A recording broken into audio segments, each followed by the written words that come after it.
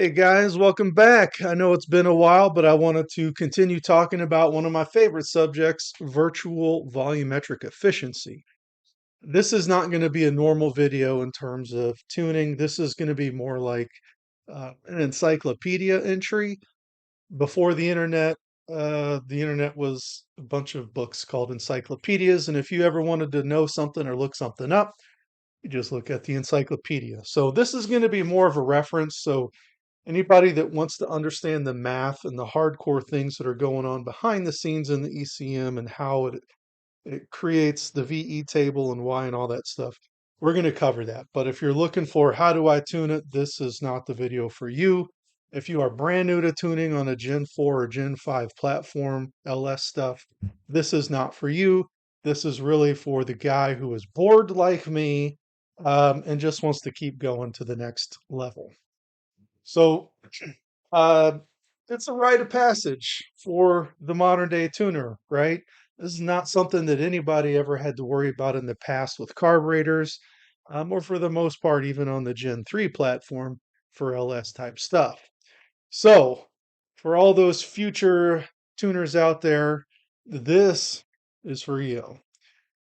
So in general, though, I think a lot of people, when they first start tuning on this platform, they're like, what the heck? The old way was better. And I fight that all the time in my job, professionally at work. People just can't seem to wrap their mind around, hey, something's different. I get it. Sometimes things change for the worse, but in general, things change for the better. There's a reason, there's a compelling reason to change.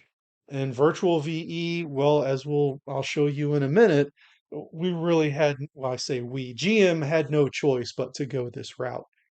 So I know it's confusing at first, but this will at least explain why to help you understand that. And please don't ever get stuck in that thinking of the old way was better.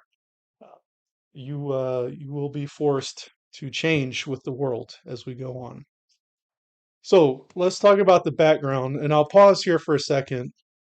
The very first video that I used to kind of kick off my YouTube channel, in all seriousness, was the Virtual VE Assistant. And there's a picture on there, right? And it's like this Egyptian god handing down a virtual VE table to the pharaoh or whoever, and they're like, "What in the heck what is this?" Right? And the god, of course, is like, "Oh, you're welcome. This is a gift." But of course, humanity doesn't see it that way. And the reason I picked that thumbnail was because the stuff that I wanted to cover in that video, I chopped out, and that's what now this video is. So was too lazy to update the thumbnail, never did get into the history, but that's why it looks like that. It's not really intuitive. So just understand that I didn't want to confuse how to use the tool with, um, history and background type stuff. I'll also show you that screenshot on the right. Blue Cat created a virtual VE tool a long, long time ago. And I believe it was his formulas and equations and everything that ultimately uh, got infiltrated into HP tuners. I've heard various stories, whether he was paid for that or, shall we say, not compensated at all for that. I don't know the history, but I do know he was here first. He is the forefather in the virtual VE. So I tip my virtual hat to Mr. Philip Smith, a genius in his own right. Um, I think the tool is a little bit difficult to use. Then again, I never saw any videos on how to use it, but it also doesn't incorporate, including the histogram, to make changes, which is why I created the tool that I did. Okay, so why do we need virtual VE? And really, the Gen 3 stuff, it was simple, right? You kind of only needed one VE table. There was no DoD or active fuel management, no variable cam, no intake manifold switch. So basically, it was like an old school motor. You turn the key on and it is what it is. No moving parts. Everything stayed more or less constant. So you just had the one VE table. Easy, right? But all of that stuff changed on Gen 4. As you can imagine from the last example, now we have displacement on demand, and we have, in some models, a manifold switch. which increases or decreases the plenum volume. And then we also have variable valve timing for single cams and dual overhead cams. So really, that's kind of like four operating modes that we would encounter. So we need to somehow account for those four different things. But the real problem, though, is the variable cam timing. So if you think about it, um, do we need a VE table when the cam is parked? And do we need another VE table when the cam is at 1 degree retarded, another one when it's 2 degrees retarded, and so on up to 20? Well, what happens when you introduce an exhaust cam and then all of those things are kind of rotating and moving back and forth independently? So if we look at that and we do the math, you're looking at over all said and done, over 1,700 different VE tables. So you want to tell me virtual VE is hard, but I guarantee you don't want to be manipulating over 1,700 tables, right? And chances are it's actually more than that. The editor, like if you look over here on the left, the editor locks you out at 20 degrees. But when you start looking at those variable cam tables, like in the factory example I saw, it went up to 24. So the reality is we'd probably need a lot more. Now the manifold switch isn't common, so we could probably get rid of that. And most people delete their DoD stuff anyway, and they even delete their variable valve timing. But be that as it may, we'll get to that in a second. But let's just show you here, you know, this Camaro 3.6 liter V6, 323 horsepower, has four cams, dual overhead cams, V6. And you can see the values in here, as I was mentioning. These are going up to 24. And there's a 24 up here. Who knows? Maybe if there's a 25. I don't know. But you can see that this is going to be a lot of different nightmares of combinations. Well, the intake cam is 17 degrees and the exhaust cam is 8, or whatever the case may be. We don't want to get into creating a zillion VE tables. So just a quick word on power density. Virtual cam timing is pretty cool. I know VTech, right? Um, but it actually is pretty good. I wish that more of the aftermarket performance cams would kind of tap into this power. Um, it's a good thing, right? And I grew up, my dad always told me, you're not a hot rod unless you have 1 horsepower per cubic inch. But now, pretty mundane vehicles exceed that without any type of problems. But just look at the power density here, right? 1.47 horsepower per cubic inch. It's blowing away the sledgehammer here, the LS7, and then the venerable LS3. So I think there's a lot to be said for doing variable valve timing correctly. So um, the target audience. Now, like I mentioned before, the hot rod guys are going to delete the DoD and they're going to get rid of variable valve timing and all that kind of stuff.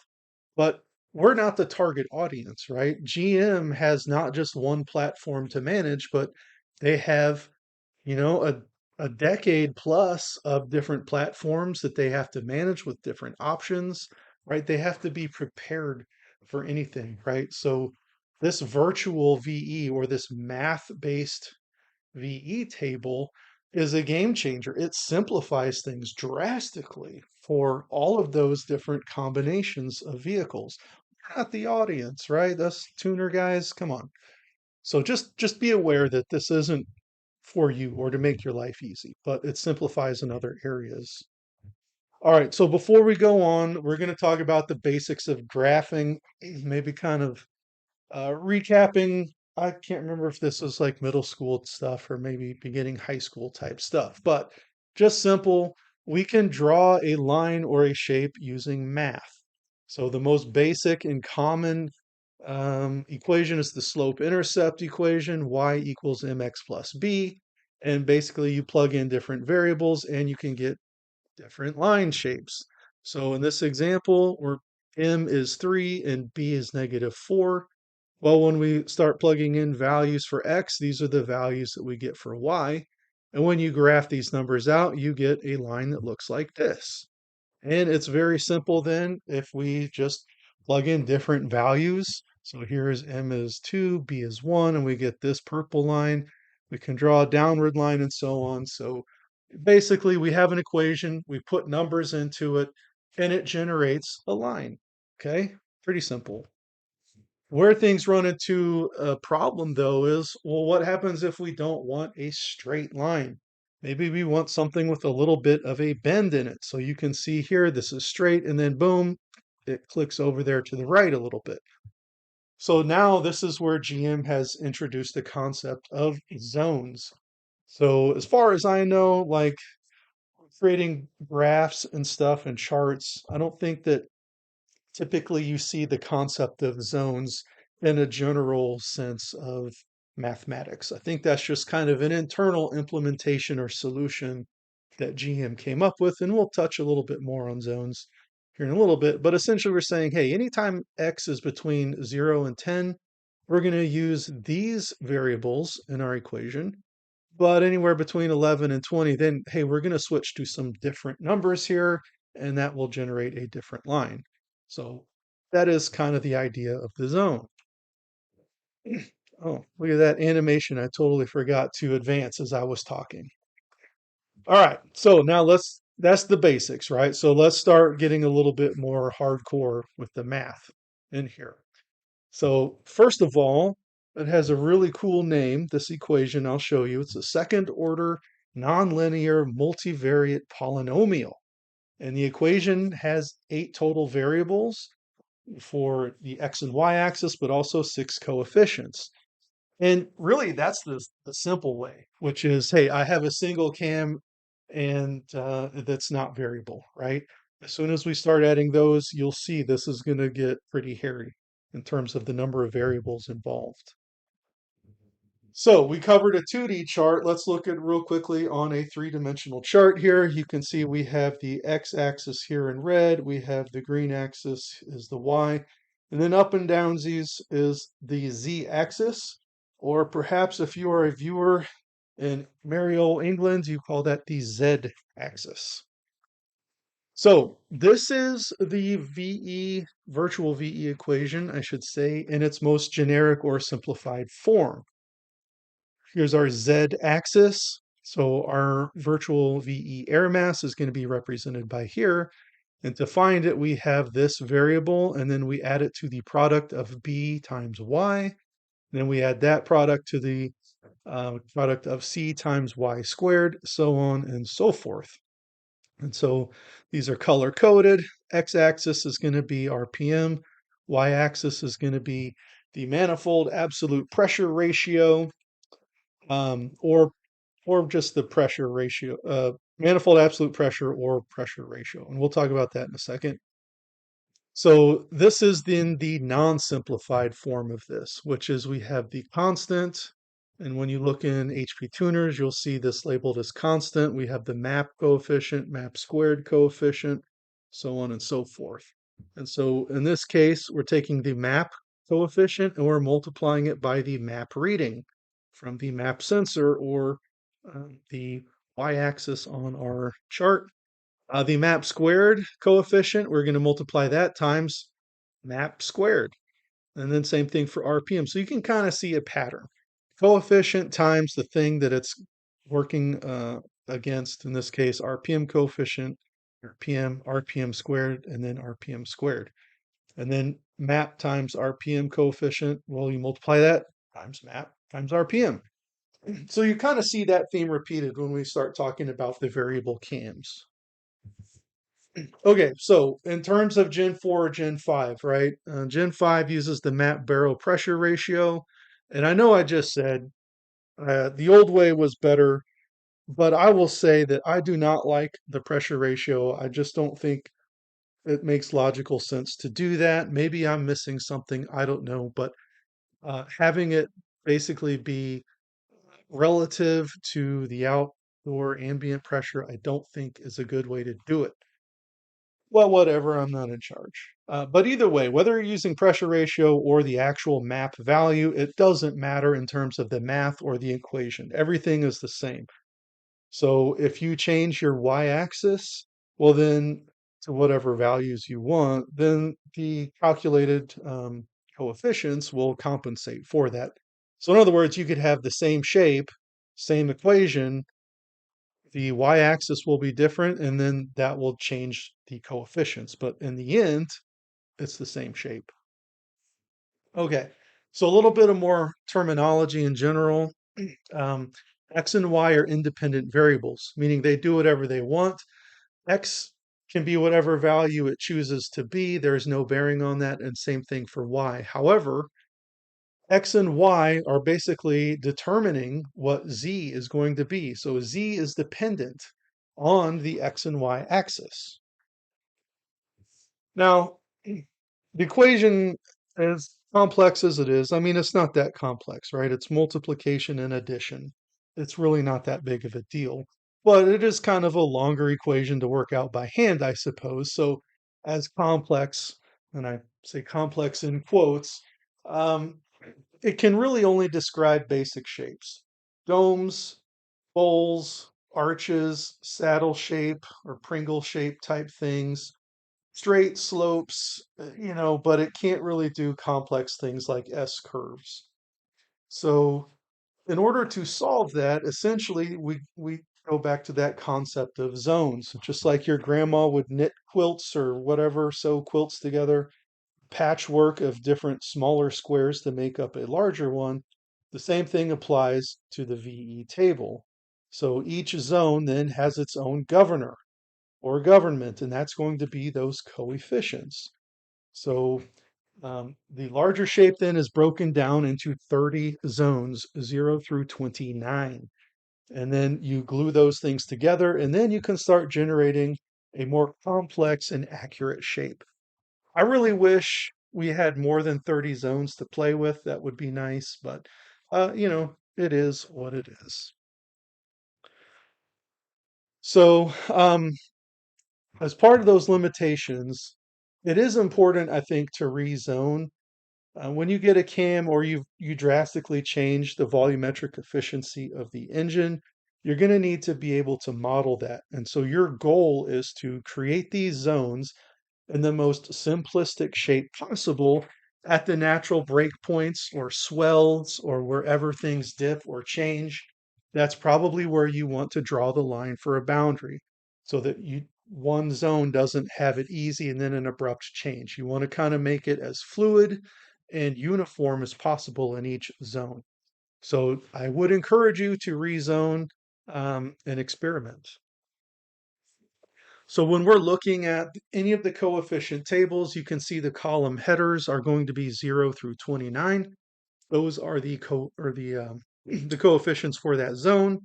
And then the row labels, you can see we have the different operating modes, which is a combination of the manifold switch open or closed, and then displacement on demand, on or off. So when we look at all 6 of these, and this is for the normal VE, I call it the base VE. This is going to be your single cam that does not move, so no variable cams. You just have these 6 coefficients, right? So if we were operating in zone 10, and then I would say, okay, I'm in 10, so it's going to be one of these 4, and then I'll go to the corresponding row, come over here, and I'll grab this number. So it looks like 5,300 or so. And then I'm going to go to zone 10 here, manifold switch open, 804.5. Use this guy. So we're going to grab or look up all 6 of those coefficients, pop them into the equation, and combine it with the RPM and the map, and away we go.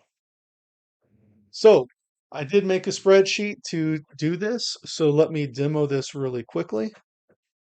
So this is just a spreadsheet I made to kind of explore kind of the values. This isn't really useful for tuning, but just more for mathematical curiosity. Here's our 6 coefficients or variables combined with our other 2 variables or coefficients, and this is a total of 8. Plug it into the equation, and you can see here's all the math up here, and it generates 834. And if I change any one of these things, you're going to notice this changes, and it can be a negative number. So, ooh, 666, danger. So as we change these values, including these guys, let me just maybe add this to 1. You're going to see, well, that didn't really change much, did it? Let's see if it can cause a big change here. There we go. So you can play with all of these numbers in here, and you can see how this changes. All right, back to the slides. Now, as you can see, really determining this number is easy once you're given all the information that you need, which is going to be RPMs, map value, and then all 6 coefficients. May take you a while to do by hand, but it's totally doable. Not a problem, right? But going in reverse is not easy. So if I told you, hey, um, 72 is your map value, 1322 is your RPMs, and your air mass is 1600, you tell me what all 6 of these coefficients could be. Are you going to be able to do that? And of course, no, not really. That's not, for the average person, easily doable. So that's hard. Actually, that wouldn't be too hard, but the reality is what goes on behind the scenes is much harder, which is I'm not giving you one value of 1600. In this case, I'm giving you an entire range of values, each matched up to a certain map value and a certain RPM value. Now you tell me all 6 of the coefficients that work out to those numbers. And all of a sudden you realize, yikes, that is hard, right? So, but it's even harder than that in reality because what do? You copy and paste special, multiply percent or half percent, and then you have to look at all that noisy data, all of this little ripply garbage in here, and then come up with some coefficients that most closely match what you're asking for. That's what happens when you calculate coefficients. So, yeah, right. Most of us, when we started getting VE shapes that looked like this, and this is where the frustration comes into, right? And I get it. And that's one of the reasons I created that virtual VE assistant program is to get around all of this stuff and make life easier. So there are, well, I should say that calculating coefficients is a certain area in the mathematical world known as regression analysis. And there's different types of regression. Linear would be dealing with straight lines, polynomial, and so on and so forth. The least squares method is just like how do we do this, right? There's more than one way to skin a cat, but the least squares method is a way of dealing with how do we find the closest approximate fit. So I'm not going to get into that stuff. That's definitely hardcore statistics. I'm not going to get into it. If you feel like you want to look up regression analysis and learn how to do it by hand, be my guest. Okay, so let's talk about variable cams. So everything we learned about the base VE applies. Variable cams just add on top of that. The formulas are different, but overall it's the same thing. And then you just add everything up together. So for the variable intake cam, which is going to be the same as just your normal V8 with variable valve timing, you're going to be dealing with this. So in this case, it's a little bit simpler. We're only dealing with 4 line items or 4 coefficients. And then we have the whammy here is we're just adding the intake cam angle in there. And this comes up with the intake cam air mass. If you have 2 cams, which is to say dual overhead cam, variable intake, and variable exhaust, this is your equation. One more line of complication in here compared to the intake cam. But otherwise, it's the same thing. We have these coefficients. We can toss the map and the RPM, but we also mainly are dealing with the exhaust cam angle. Interestingly enough, this extra line item is multiplying this coefficient times the exhaust cam angle times the intake cam angle. Thought that was kind of interesting that they're introducing that in there. Probably some reason for that in terms of how the exhaust cam influences scavenging and thus the intake portion during overlap of the intake cam. So putting all these things together, we have our base VE determined by this equation, our intake cam, and our exhaust cam air masses, and all of those things are added up together to give us a final air mass. So let's take a break and let's go back over to that spreadsheet and take a look at playing around with some numbers. All right, so this is now where you can see there's a lot of math involved here, but here we have the base VE air mass and the intake cam and exhaust cam stuff, and then all of that's added together to come here. I also created a little surface map down here. Now, when we look at these zones, by the way, you're going to notice this is a crazy zone. We don't have in our cars, typically that I can think of, any reason to define a zone from 500 RPMs to 8,000 RPMs. And in this case, we're using a pressure ratio from zero point 0.1 to 1. That's too big. And that's why we look at this shape, and it's just kind of a ski ramp. This is not an accurate VE shape, but guess what? We can change all of these things. So we'll get to that in a second. So here we have our coefficients. So we could change this, and you'll notice when I change this number here, this is going to change.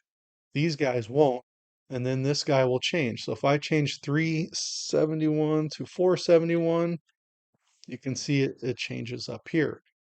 We have a cam angle. What if I put 0? You notice that zeroes everything out here, and this guy updates. Also, you're going to notice, remember this one guy here, this exhaust? I know this is hard to read. I'm just trying to fit everything in on the screen here. But this one coefficient at the exhaust is exhaust coefficient times the exhaust cam angle times the intake cam angle, right? So when I change this, watch these guys change as well. You notice they change. So anytime the cam angle is zeroed out, then the values, the air mass here, all zeros out. So your typical V8 is going to be like this, right? You're just going to have the intake cam stuff here, and then exhaust is always going to be 0. Now, you'll notice, maybe let me zoom in here, make things a little bit easier to see. Let's say if I change this to 100, all of these values are going to change. Remember, because X is an independent variable. Z, which are these values, are dependent on whatever this says. And if I change this to 0.05, everything in this column is going to change.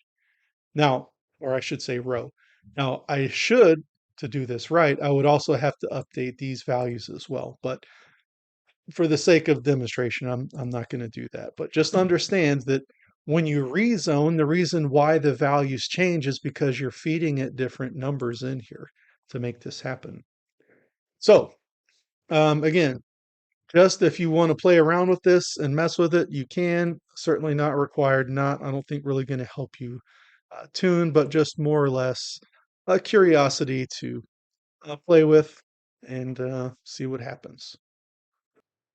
Now, I know I mentioned it before, but it's worth repeating again to stress this, that these coefficients change all the time, depending on your operating conditions. What is your current map sensor value reading, and how many RPMs are you turning? Every time that changes and you go in and out of different zones, these coefficients are going to change with it and then give you a different result for the air mass. All right, so we keep saying VVE, air mass, and all that kind of stuff, but what is that? What does that number actually mean? When I first started learning to tune, I'm watching videos, and I think the general consensus that I kept hearing over and over was it's a meaningless number. It doesn't mean anything, doesn't matter. More is more, less is less. But that is not actually true. So before we get into it a little bit more, I will say what we're about to talk about is dealing with chemistry. And I'm not necessarily going to say super advanced stuff, but if you want to learn more about this, I did this one video on True VE that if you want to kind of see more heavy duty math involved in this, you should watch that. Although, since I made that video, I have since learned that I think I was, or definitely was using different or wrong values for temperature and pressure. So keep that in mind, and we'll talk about that in a second. If you really want to get into it, this guy, Tristan White, did some really cool videos dealing with the math behind this stuff. So if you really want to nerd out, definitely watch those videos. It's good stuff. Okay, so what actually is that virtual VE number? So it's the um, molar mass of air in the cylinder. So that's obviously going to be the dependent variable. And so the things that are going to determine that are, well, what is the pressure inside the intake manifold and how many RPMs are you turning? When we look inside of the HP tuner scanner, you can see this value for volumetric efficiency. That's milligrams of air times K, Kelvin is temperature, divided by kilopascals or kPa, which is pressure. So the specification for this is determined by the Society of Automobile Engineers and their spec J1349, which is the current spec. We have an older one down here, but it's telling us 77 degrees Fahrenheit, 14.35 psi, and 0% humidity. So, under those conditions, this is what the VE table should give us. Now, the ECM does have a few things, right? Some modifiers. So um, Gen 4s are pretty limited, right? We don't have a humidity sensor. And so we can see here 0% humidity. I'm wondering if maybe there's a hard-coded value inside the ECM that says split the difference, average it out, 50% is probably safe. That's a guess. I don't know. Um, Gen 5s do have a humidity sensor. I believe it's for retarding the spark ignition, but I'm sure it also goes into modifying uh, what this 100% day represents on the VE table with what you would see in the scanner. As far as temperature, though, it's not IAT. It's using the manifold air temperature, which is, you guessed it, a calculated value. So when we look at these mg, K is coming from that manifold air temperature, and then kPa is being determined by the map sensor. So when we graph out the manifold air temperature, you can see down here it is quite finicky. It's all over the place. It changes a lot. And if you look closely, you'll notice there is a correlation to the mass airflow sensor. Like right here, we see the airflow spike right up here, and then we see a corresponding dip or lowering of temperature, the manifold air temperature. And we have this huge spike up here, and then we have this huge dip down here. Interesting, right? So why is that? And by the way, you can see IAT, it's not constant surprisingly, but it does fluctuate quite a bit. Well, when we go inside of the airflow and general tab in HP tuners, we have this cylinder charge bias stuff here, right? And so we can see it's looking at mass airflow, and it's also looking at vehicle speed. And then we have all of these numbers here. And then we also have this filter coefficient. So I don't have the equation of how the temperature is calculated. However, we do know at a minimum, it's looking at IAT for its starting point, and it's plugging whatever these numbers are into an equation to determine that manifold um, air temperature. I wouldn't recommend changing this stuff, right? I mean, this has been studied by GM and characterized the same way that your fuel injectors are characterized. So unless you have a reason to, I wouldn't mess with it. If you wanted to, ideally, you would just plug in some type of temperature sensor inside the intake manifold and get your temperature readings that way. Probably not worth it. Just utilize this. Well, I guess that's it for today. So I'll see you in the winter circle.